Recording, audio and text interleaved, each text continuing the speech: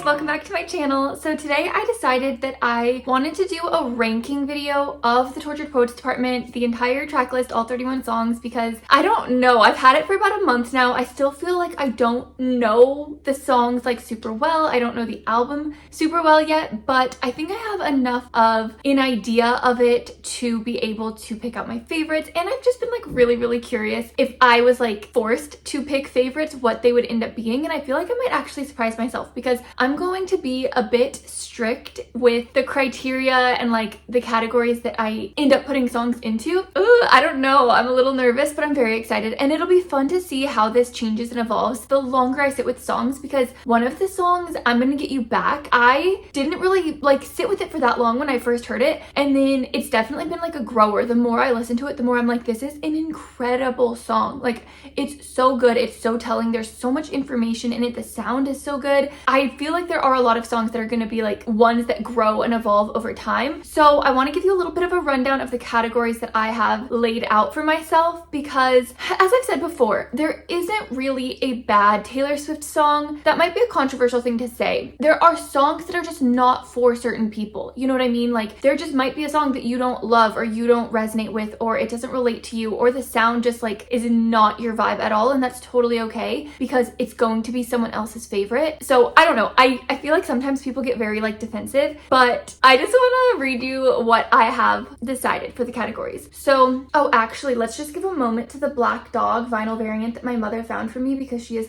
a saintly woman and went to indie record shops that I didn't even know existed and found one of the last copies ever to get printed, I suppose, because I thought it was gone forever. I never thought I'd be able to get it, and now I have it and I can't believe it.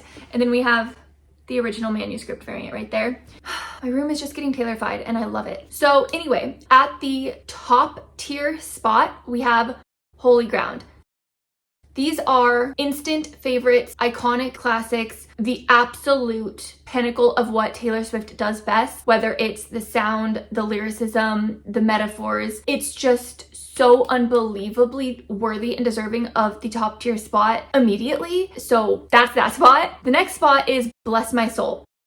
And these are just barely below Holy Ground, where they're so good. They truly bless my soul. Every time I listen to them, I love them. They are some of my favorite songs, but for one reason or another, they just didn't squeak into that top spot. The next tier is Little Taste of Heaven. And these are good songs, but maybe not necessarily my favorite songs, but still really good, still super fun and easy to listen to, and ones that I get excited to listen to, but it's just a little taste of heaven. You know what I mean? It's not Holy Ground. The next category is Just a Girl on a Mission. This category is basically like, I get the gist of the song, I get what it's going for, and maybe for one reason or another it just doesn't land super well with me, or it's not completely where I feel like it needs to be higher. If that makes any sense at all. It's like, I get the goal, I get the idea, I get the mission, I like it, but maybe I just don't love it, something like that. And then the bottom tier is I Forgot That You Existed. I want to be very clear that this does not mean these are bad songs. They tend to just be songs that I forget exist on the track list. Like, they're ones that I don't come back to, I don't revisit very often, I don't think about. And it doesn't mean that they're a bad song, because sometimes I go back and I listen to these types of songs and I end up really liking them, and I'm like, oh my gosh, why was I ignoring you for so long? But there is just something about a song not instantly clicking with you and not having that quality that makes you want to come back and re-listen to it so often that is going to be in that bottom tier. So those are my categories, and I'm a little nervous. I just went to a wedding this last weekend. I have been so busy, but they played Taylor Swift on the entire car ride to the wedding, and I just felt so seen and so understood, and I genuinely am not used to being around Swifties, and so it was like I was having culture shock. And then when we were getting ready for the wedding, they were live streaming the tour, like, to see what surprise songs she was gonna play, and I was like, I'm in heaven. Like, I cannot believe that I am this close to Swifties, because I've never been that close to Swifties in my entire life. But anyway, we were talking about like which song is your favorite Taylor Swift song, and I just think it's so funny because one of the telltale signs of like a Swiftie is if they like start to stutter or tremble when you ask what their favorite song is, because it's just like literally the most impossible question. It's like trying to choose your favorite child. I have so many songs that are my favorite song, like genuinely, like I think I could probably narrow it down to 10 maybe. maybe, that are my favorite songs. Oh, that would be such a good other video to do, like going through the entire discography of Taylor Swift to find my absolute favorite song rankings. That would be fun, but that would be a lot of work and that would be a very scary endeavor. Anyway, let me know what your favorite songs are down below. Maybe give like a top 5, because I know only picking one is not fair, and all too well 10-minute version automatically is the top untouchable bracket, and so we don't need to like obviously say that's number 1 every single time, but we all know that it is. I also have been really thinking about it recently, like there are certain songs that Taylor just like doesn't play very often. It was making me think, like, what do you think her favorite songs are? Because even though it seems like for her, even more so than us, that it would be like choosing your favorite child, I genuinely think she gravitates towards certain songs, and certain ones mean like more to her or resonate with her more deeply, or that she's prouder of certain songs than others. Like, I would be so curious if you have any information on what songs she has maybe mentioned are her favorites. I know she had mentioned Peter recently when she played it on the Eras tour, that was like one of her favorites. She had mentioned a couple others. Anyway, leave those in the comments down below if you have any information on that. But let's get into this ranking, because I have a feeling it's going to take a while. We have 31 songs from the Tortured Poets Department and the Anthology put together. Okay, so I'm already so nervous. So Fortnite is the first song. I honestly might not go in order. Is that like, I don't know. I'm instantly going to put Robin though in That I Forgot That You Existed, because I just know that that one goes there. It's just one of those songs. It's very similar to Ronin. I just don't go back to it. I don't listen to it. I don't visit it very often. It's not a bad song, but it's just one that I forget exists. So that goes there. I kind of want to go out of order. Don't get mad at me. But Daddy, I Love Him is instantly going into Holy Ground. It is the most quintessential Taylor Swift song imaginable. It has the extended metaphor. It has basically Taylor creating fan fiction of her own life and love story, which is so funny and hilarious to do. She did it with Love Story, basically rewriting Romeo and Juliet, and she has perfectly done it again in a more mature way with a slight different twist. And I think it's so interesting because Taylor has long been known as like the good girl, or at least that was like something she tried to be for a very long time when she was younger. It's so relevant to her because it's like the good girl, the Christian growing up in a small town, tendrils tucked into a woven braid, trying to do the things perfectly that you're supposed to do, and yet she's running with her dress unbuttoned screaming, "But Daddy, I Love Him." It's the perfect metaphor. Straight into the canon it goes. Holy Ground we are walking on. And where's the other one? Who's Afraid of Little Old Me is also straight into Holy Ground, because I don't even know how to explain what this song does to me, but it does something to me. There is just so much information that is given to us in that song, and I just feel like it is a really, really deep look into Taylor's like most inner thoughts. The fact that it's self-written, the fact that it's like over 5 minutes long, it's holy freaking ground. Bowing to it. Yeah, that one goes there. What do I want to do next? Maybe I should start going in order so I don't get... Oh, Black Dog, sorry.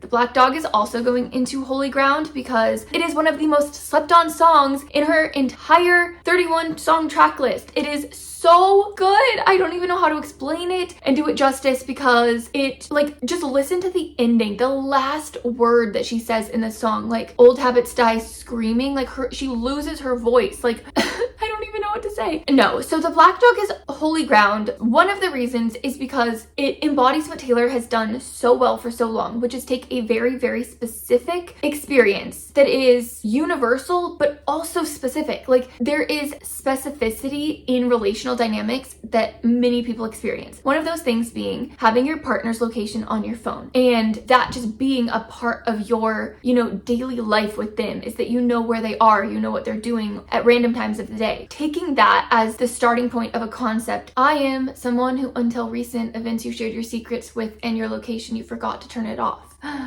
So I watched as you walked into some bar called The Black Dog and pierced new holes in my heart. You forgot to turn it off. You forgot to turn my heart off. You forgot to turn your location off. Holy ground, holy ground. And then the production aspect of it, the old habits die screaming, and then like the loud noise coming in with screaming, and then changing the lyrics later on in the verse where she says, I hope it's shitty in The Black Dog. It's like kind of reminding me of I hope the sun shines and it's a beautiful day and something reminds you wish you had stayed. It's like the opposite of that. It's like, I hope you have a horrible day. I hope it's shitty. I hope it sucks without me, and I hope you miss me, but I don't understand why you don't miss me in The Black Dog.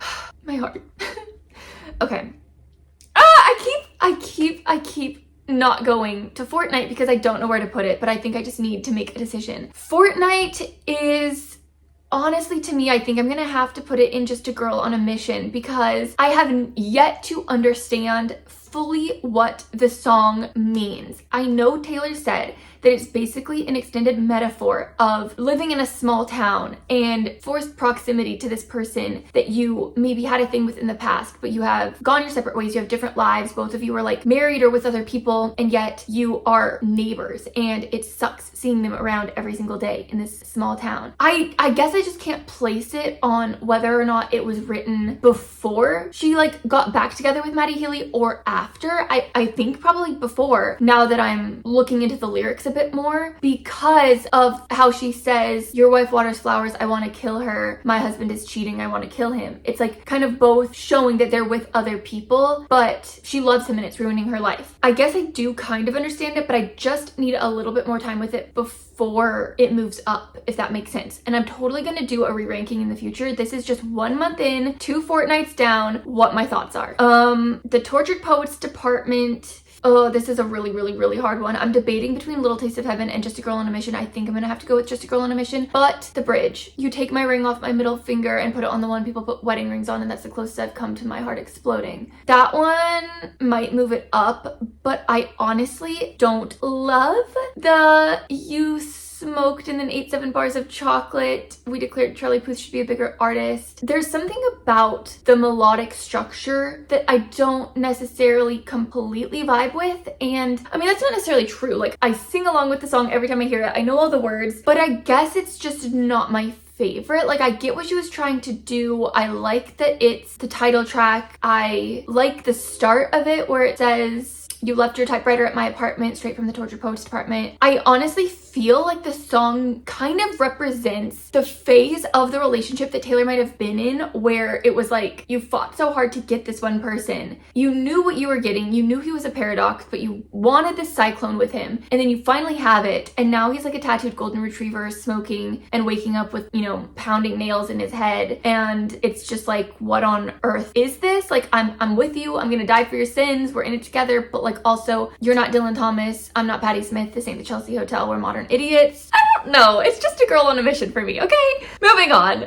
My boy only breaks his favorite toys. I think, I'm debating between Bless My Soul and Little Taste of Heaven, but I really like the sound of My Boy Only Breaks His Favorite Toys. Riviolet's Descend My Plastic Smile. My Boy Only Breaks His Favorite Toys could move down to Little Taste of Heaven. Maybe. But for right now, we're going with Bless My Soul because it does. It blesses my soul. Down bad, crying at the gym, everything comes out, teenage petulance. It's blessing my soul. Yes, it is. It's blessing my soul. I'm debating Little Taste of Heaven too because it's not necessarily the deepest song. You know, it's about like an alien abduction if you really think about the metaphor, but the catchiness of the chorus is just so good to me. I just love it. And you know what? When I sing along, my soul is blessed. So that's where it's gonna go and that's where it's gonna stay. So Long London. Shoot. I don't know. This is very hard because I'm debating between Little Taste of Heaven and Holy Ground because she's saying goodbye to her London boy. And so many of these lyrics were so iconic and amazing and incredible and like gut-wrenching. I died on the altar waiting for the proof. What? You swore that you loved me, but where were the clues? I died on the altar waiting for the proof. You sacrificed me to the gods of your bluest days. Okay, yeah. So Long London is going into Holy Ground. Oh no, I don't know. Here's the thing. Bless My Soul sounds like too happy for So Long London to be there, even though So Long London is so iconic. It's going into Holy Ground, but I'm gonna leave it at the end of Holy Ground. Who's Afraid of Little Old Me is actually gonna go into the first part of Holy Ground, and But Daddy I Love Him is going to be second. Then we have The Black Dog, then we have So Long London. I like that so far. Fresh Out the Slammer is also extremely telling, not only about her running back to Maddie, but about what happened with the Joe breakup. Like, the verses are extremely detailed about Joe. Like, I think a lot of people were thinking we only got 2 songs about him. Another Summer taking cover, years of labor, locks and ceilings, in the shade of how he was feeling. We get a lot of information with Fresh Out the Slammer, and it blesses my soul. So, blesses my soul. Where do I want to put it? I think I'm going to put it at the first spot. Move. Why won't you move? There we go. Fresh Out the Slammer. I'm gonna move down bad to here, and then My Boy Only Breaks His Favorite Toys right there. Okay, I just feel like Fresh Out the Slammer has the melody and like the musicality of a song that blesses my soul, but not necessarily Holy Ground. Shoot, I don't have anything in A Little Taste of Heaven yet. We need to start filling her up. Florida. Oh gosh, where do I want to put Florida? You know, I don't forget that Florida existed, like ever. I always remember Florida. How can you forget it? I think I'm gonna put Florida in Just a Girl on a Mission, because she explained what that mission was. She said that she watched a lot of Dateline and people go to Florida to like get away from crimes they've committed or whatever, and it's like when you basically want to just like start over and have a new life, you go to Florida. That was the mission of the song. It's not my favorite song, but at the same time, every time it comes on, I'm singing to it. I love it. I actually love Florence on the song as well, and I rarely like any collaborators on Taylor songs. So it's Just a Girl on a Mission. That's where it's going. Guilty as Sin. Bless my soul. Bless my soul. Why can't I move it right there? There we go. Guilty as Sin. Oh, honestly, this might need to go into Holy Ground. I think it might need to go into Holy Ground. Sorry.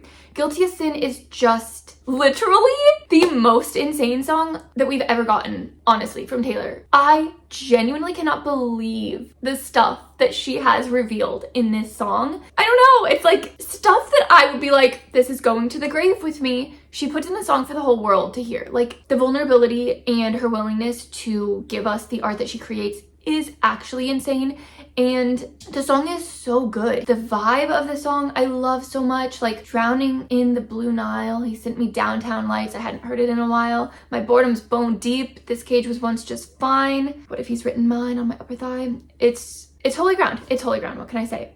I can fix him, no really I can. This is also Holy Ground, and everyone is sleeping on this song, and I just don't get it. It is such a good song. People are complaining that it's too short. People are complaining that we're in the saloon. Guys, it's so good. The only thing about it, every time it comes on and I try to sing it, I don't know how. I mean, like, I guess my voice is kind of high. I don't know. I was like an alto when I took choir, but I also couldn't sing, so she probably just put me as an alto so I wouldn't mess up the soprano part. But I can fix him, no really I can. It starts out so low. I am obsessed with this song. The smoke cloud billows out his mouth like a freight train through a small town. The jokes that he told across the bar were revolting and far too loud. They shake their head saying, God help her, when I tell him he's my man. But your good Lord doesn't need to lift a finger, I can fix him, no really I can. Guys, why are we sleeping on this song? I need to play one moment of it, actually. Just listen to how low this starts out. I don't even think I can match the pitch. The smoke cloud billows out his mouth like a freight train through a small town. How did it go that low? The jokes that he told across the bar were revolting and far too loud. They shake their heads saying, God help her, when I tell him he's my man. But your good Lord doesn't need to lift a finger, I can fix him, no, really I can. And only I can. I was probably off pitch that whole time, but oh my god, it's so good. I feel like her lower register has gotten absolutely insane over the last few years. She's definitely done vocal training. We all know it. It's obvious because she has gotten so good. And that song it's just Holy Ground. I love it so much, and that's where it's going. It actually might need to go up a little bit more. It's gonna go in front of So Long London, guys. I know, crazy, but that's where it's going. Okay, LOML. Oh, that bridge. That bridge does bless my soul. So I think that's where it needs to go. Right there. You shit tucked me under the table, talking rings and talking cradles. I wish I could unrecall how we almost had it all. Dancing phantoms on the terrace, are they secondhand embarrassed that I can't get out of bed because something counterfeit is dead? Bless my soul. Bless my soul, it's blessed. That's where it's going. I feel like it also deserves Holy Ground though. Oh my gosh, I don't know. No, okay, we're leaving it. We're leaving it there for now, but I think I'm gonna switch it with Fresh Out the Slammer. I Could Do It With a Broken Heart also blesses my soul. So Ooh, I don't know where to put it. I'm gonna put it there. It's definitely a fun song. It's iconic. It's so good, so clever, so honestly a little bit sad though, but it's always a bop. So yes, truly blessed. The smallest man who ever lived. Ooh, I don't even want you back. I just want to know if resting my sparkling summer was the goal. Slide into inboxes and slip through the bars. Crash my party in your rental car. It blesses my soul. I'm putting it there for now. The Alchemy is a little taste of heaven, I think.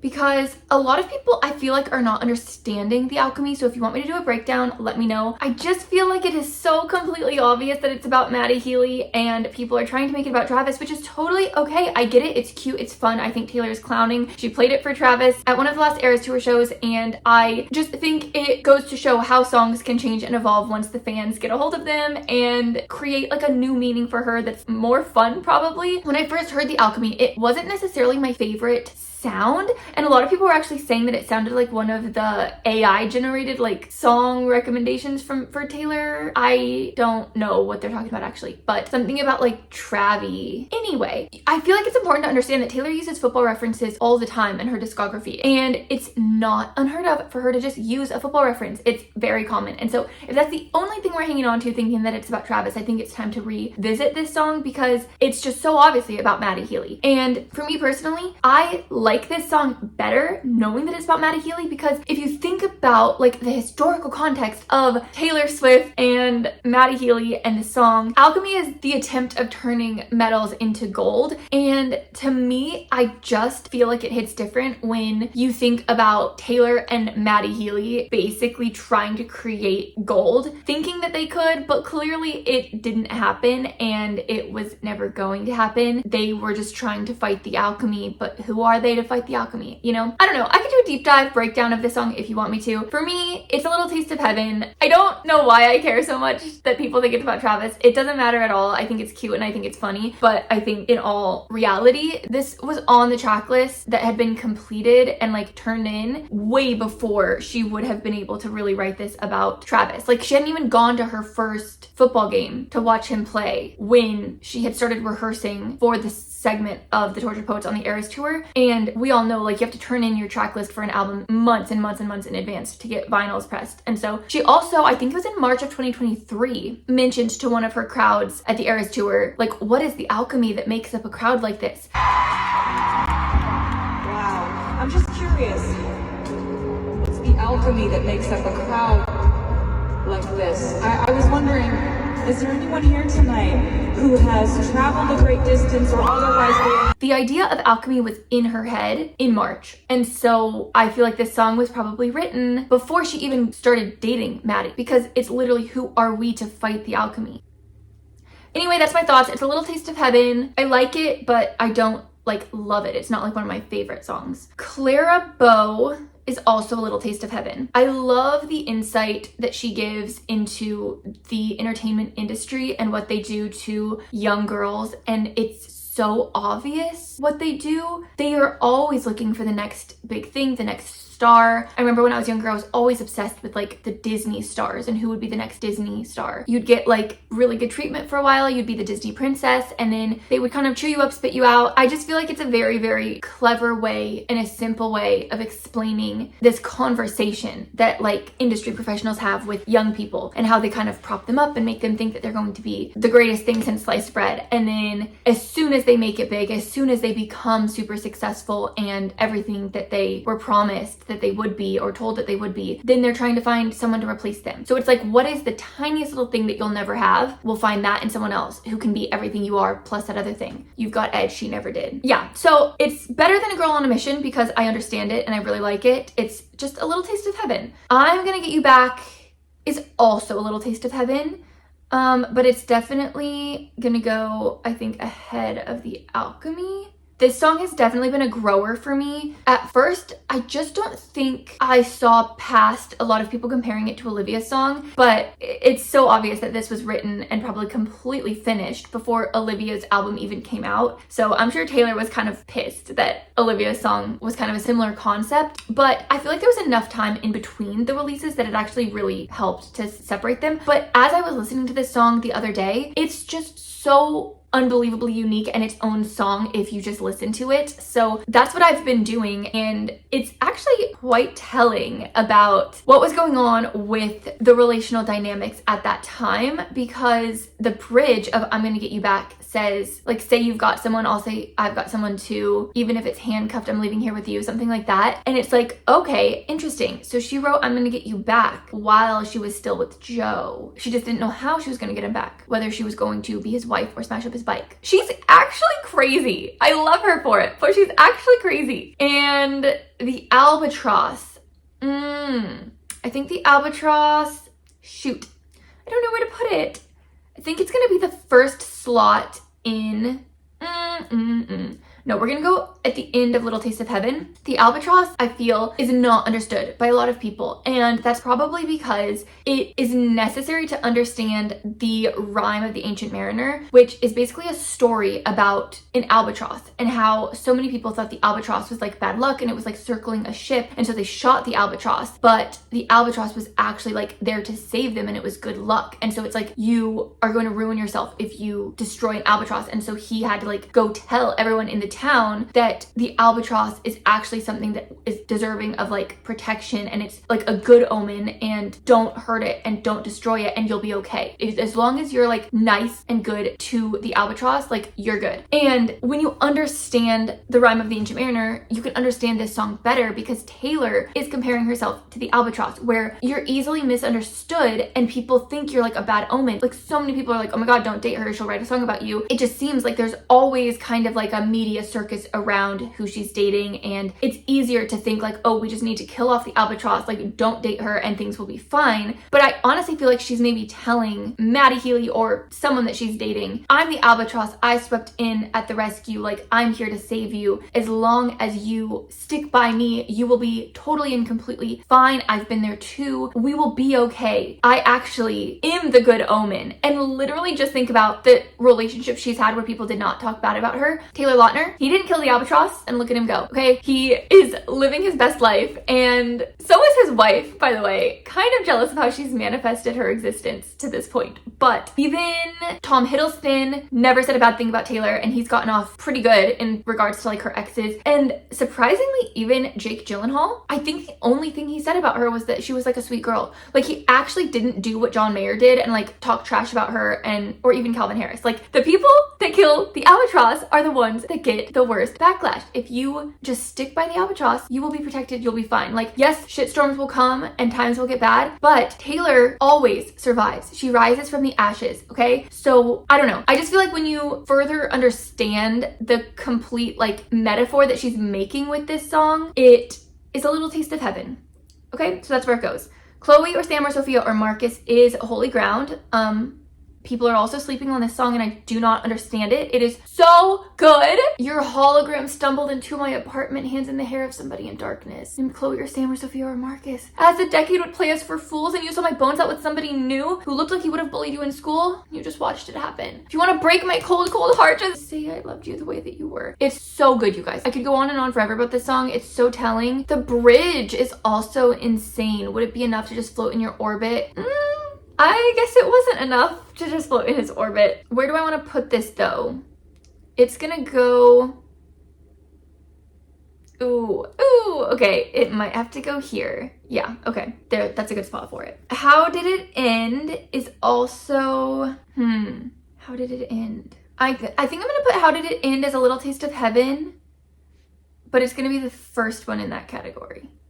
Because I feel like what I like about it so much is that it answers the question of like why a relationship ended while also making like a social commentary on people wanting to know why or how relationships ended. The empathetic hunger descends. I will never get over that line. It's so clever and good, and it's such a good way of explaining the emotions that you feel when you have to explain again why another relationship ended. It's exhausting and it's hard, and sometimes you don't even know why like a 7-year relationship just kind of deteriorated over time, and it's hard to put into words and it's hard to explain, and you might not even fully be able to understand it yourself, but it was just like so many things, you know. But then at the same time, she did explain it. She was like, he was a hothouse flower to my outdoorsman. So we get information in a very clever way, and I think it's some of the best insights into like her songwriting, but I just don't know if it blesses my soul. So I think it's a little taste of heaven. So high school. Surprisingly, if you watched my reaction video to this song where I freaking lost it, I think So High School is also a little taste of heaven, and I'm gonna put it right in front of The Alchemy because I think it was just so emotionally like hitting for me, because I just obviously want Taylor to be happy, and I want her to find the love that she's been searching for and writing about since she was super little. But the song itself to me is just a little taste of heaven. That's like the vibes that I get from it. But when she says like, no one's ever had me, not like you, it's like, oh, okay. But yeah, I think I'm gonna leave it there. I Hate It Here does bless my soul. So, ooh, I guess I'm just gonna put it up there for now at the end of that. It's such a good song to play when you're not happy, but it's also so relatable. You know what I mean? Like nostalgia is in mind strict. If I'd been there, I'd hate it. It was freezing in the palace.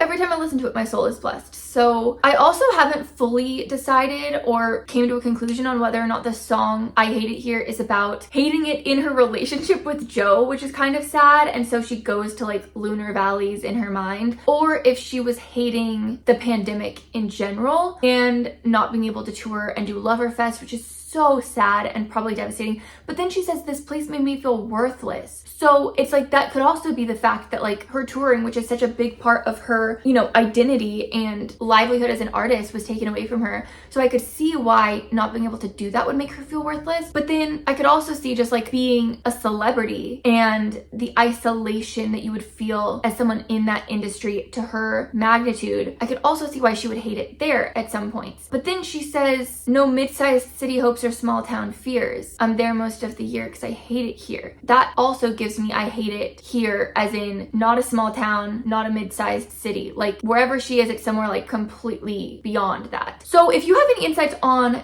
that narrative, let me know because I'm really curious. But the song blesses my soul, so that's where it's going. Thank you, Amy. I think I'm gonna put Thank You, Amy in Girl on a Mission, but shoot, I don't know where to put it. I think I want to put it ahead of Fortnite because I know that everyone thinks this song is about Kim, but I think it's about probably more likely someone that bullied her when she was younger and in school. I've mentioned this before. It just gives me those vibes, and I like the song. I really do. It's just not necessarily my favorite song, but I don't know, because I really like knowing this information that she's given us about like, I've built a legacy that you can't undo, and there wouldn't be this if there hadn't been you. Like that perspective and hindsight is something I love from Taylor and I crave. So I feel like, I don't know, she's not really, maybe I get the purpose of the mission. Like I get the point of the song. I really like it a lot. It's just not necessarily higher than that on my list right now, but we'll see. Like I said, things could change. I Look in People's Windows. I think this is also a little taste of heaven. Transfixed by rose golden glows. I think I'm gonna put it, shoot. I'm gonna put it in between Fortnite and the Tortured Poets Department. I like this song. I know some people don't love it because it's a little bit short, but it's just like a little taste. It's just, oh, well, that makes me feel like I should put it in a little taste of heaven. I like it a lot. I like the sound. I like the vibe. I like the information that we're getting, but it honestly kind of feels like a little bit of a fever dream. It's like Taylor was wearing those like rose colored glasses and like thinking about this person. There's a lot of information that we could extract from this song, even though it's so short, but every time it comes on, it's like, I like it. However, I feel like it could be a good case for Girl on a Mission because it's not super long and we could have gotten more information if she had continued writing the song. So I like where I put that for now, but I definitely like the sound, and it also reminds me of Death by a Thousand Cuts. I feel like the beginning of I Look in People's Windows and that song sounds similar. The Prophecy, ooh, The Prophecy might be holy ground. I'm gonna put it up here for now. It makes me sad, but it's the most relatable song that I feel like we've gotten from Taylor in a long time. I think having the courage to end a long-term relationship is so hard, and even though it's like not great and it's not working, in the back of your head you're kind of always thinking like, but what if there isn't something better out there, and what if I'm just being obsessive about the what ifs and the if onlys, and you know, thinking the grass is greener but it's not, and then it's like, what if this is just the prophecy and I'm just destined to not find my soulmate? And it's so sad but so relatable, and I feel like it's holy ground. It just absolutely is. She's begging, and I love it. I love that for her. I mean, I hate it. I hate that she was that sad, but like, I still love the song.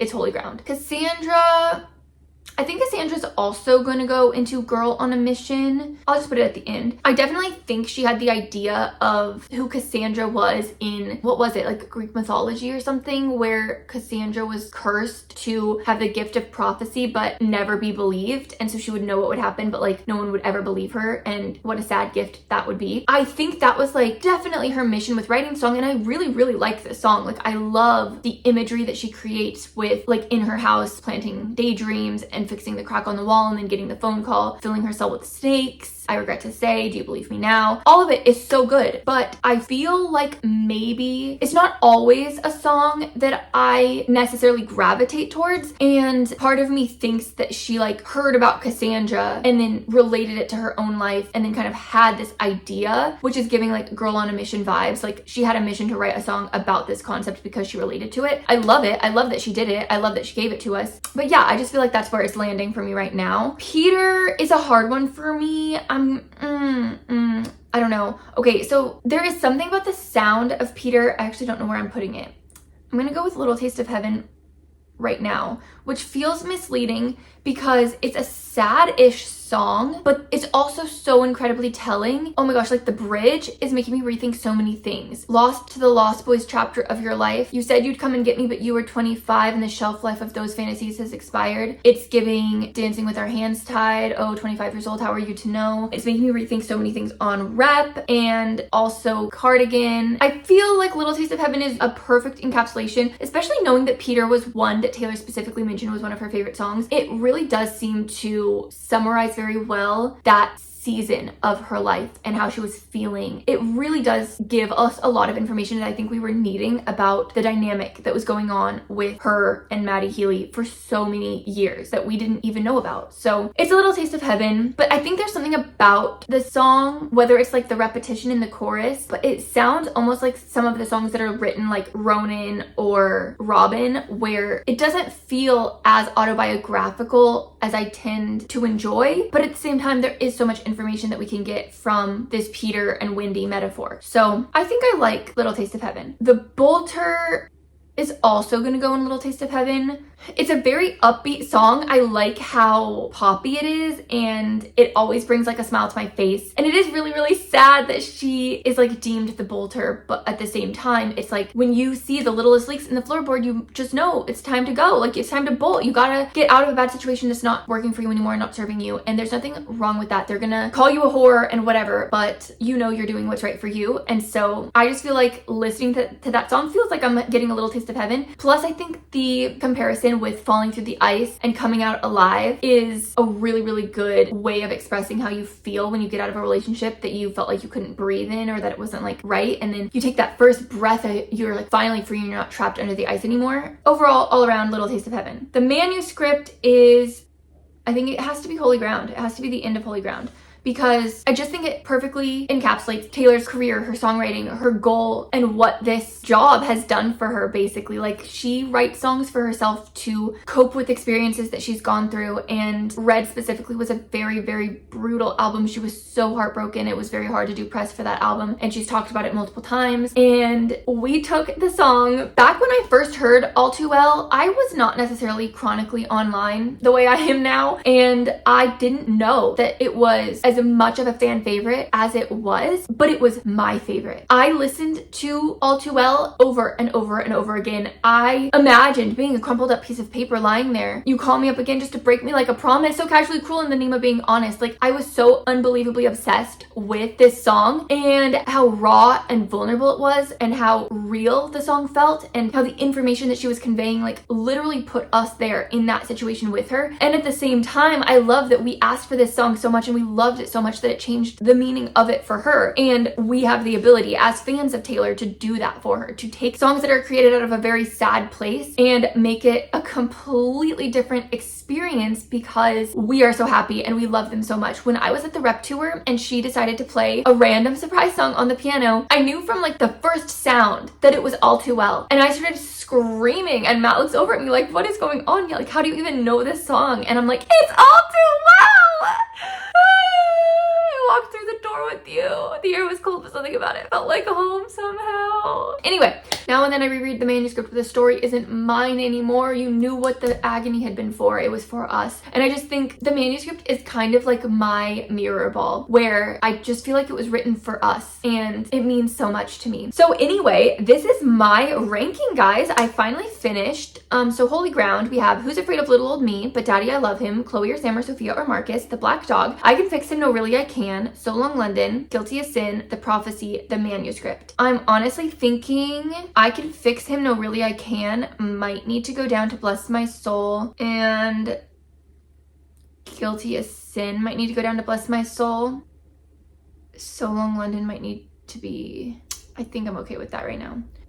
Okay, so then Bless My Soul, Guilty as Sin, I Can Fix Him, No Really I Can, LOML, Fresh Out the Slammer, Down Bad, My Boy Only Breaks His Favorite Toys, I Can Do It With a Broken Heart, The Smallest Man Who Ever Lived, and I Hate It Here. I Hate It Here might be Little Taste of Heaven. How Did It End? No, no, sorry, that's going back. It Blesses My Soul. How Did It End? I'm Gonna Get You Back, So High School, The Alchemy, Clara Bow, The Albatross, Peter, and The Bolter. I think I might move Clara Bow to be third. Just a Girl on a Mission, Thank You Amy, Fortnite, I Look in People's Windows, The Tortured Poets Department, Florida, and Cassandra. I Look in People's Windows, I think I'm actually gonna move to Little Taste of Heaven because I like it. And then I Forgot That You Existed, We Only Have Robin. All right, well, I think I feel okay about this. I actually don't. I'm not okay at all, actually. Who's Afraid of Little Old Me, But Daddy I Love Him, Chloe or Sam or Sophia or Marcus, The Black Dog, The Prophecy, The Manuscript, and So Long London. Yeah. LOML might need to be moved to the front. No, okay, this is perfect. Okay, so that's my new makeup. I think I feel okay about this for right now. I'll save this. Let me download it actually. So that's downloaded. I might return to it at some point in the future when I do a revisit of all of these songs and see if anything has changed as I've sat with them for longer. I was going to do this 2 weeks ago when we only had the album for a fortnight and I just did not feel ready. So I'm glad I gave myself a month. I feel pretty good about how I feel about these songs currently. Maybe I'll leave this link down below if you want to do it yourself for fun. But I had a blast. Thanks for hanging out with me and watching my ranking video. Let me know if you agree with my Holy Ground rankings and what you would put up there or take out instead. I'm very curious. I love that we all have different tastes and different favorites. It makes it so fun. Let me know if you think I've made a grave error with the rankings of these and if I just completely overlooked a certain song that needs to be ranked higher or vice versa. Although I don't see anything in my Holy Ground that I could remove necessarily. I don't know. Maybe I could be persuaded. Make an argument in the comments down below and let me know. If you have any information on anything I've talked about here today, leave it in the comments down below. I love reading through your thoughts and ideas. You guys are so smart. As always, let me know what you want to see in my next video and I will see you guys very soon. Bye guys. Our hearts beat to the city streets. We began to feel the fire. We rise like tall buildings as the chemicals, they take us higher. The night's young, and it's